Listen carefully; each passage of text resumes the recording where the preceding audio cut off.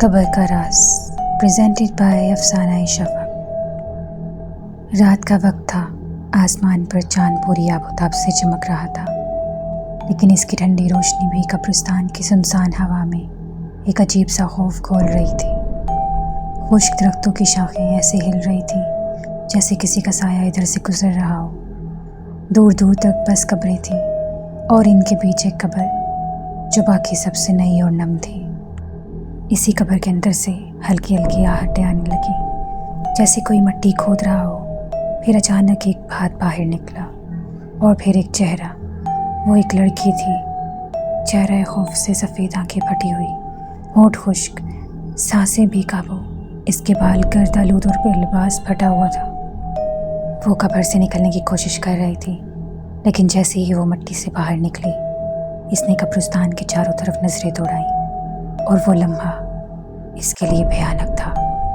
ہر قبر کے پیچھے سائے کھڑے تھے، ان کے چہرے نظر نہیں آ رہے تھے، مگر آنکھیں سرخ انگاروں کی طرح چمک رہی تھیں۔ وہ لڑکی ہانپتی ہوئی ایک طرف بھاگنے لگی، لیکن قدم زمین میں دھنسنے لگے، جیسے قبرستان کی مٹی اسے واپس کھینچ رہی ہو۔ اچانک ایک کمزور سی آواز آئی، واپس آ جا، تیرا وقت ابھی پورا نہیں ہوا۔ لڑکی کانپتے ہوئے رک گئی، اور پھر حقیقت کھل گئی۔ یہ لڑکی مر چکی تھی۔ یہ سب صرف اس لیے ہو رہا تھا کیونکہ اس کی موت کا راز ابھی دنیا کو معلوم نہیں ہوا تھا۔ اس رات گاؤں میں ایک پرانی کہانی مشہور تھی کہ اگر کوئی ناحق مارا جائے اور اس کی روح کو انصاف نہ ملے تو وہ قبر سے واپس آ کر اپنا راز خود سناتی ہے۔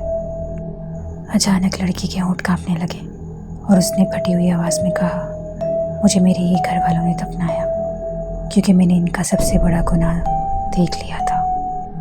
اتنا کہہ کر وہ زمین میں دھنسنے لگی۔ اس کی چیخیں قبرستان کی خاموشی چیر رہی تھی، اور چند لمحوں بعد وہ قبر کے اندر غائب ہو گئی۔ چاند کی روشنی مدھم ہو گئی اور ہوا میں ایک بدبو پھیل گئی۔ آج بھی لوگ کہتے ہیں جو اس قبر کے قریب رات کو جاتا ہے اسے ایک عورت کی سرگوشی سنائی دیتی ہے، میرا راز سنو اور میرا بدلہ لو۔ دوستو، مزید ایسی کہانیوں کے لیے ہمارا چینل سبسکرائب کیجیے اور اپنے دوستوں کے ساتھ شیئر کیجیے۔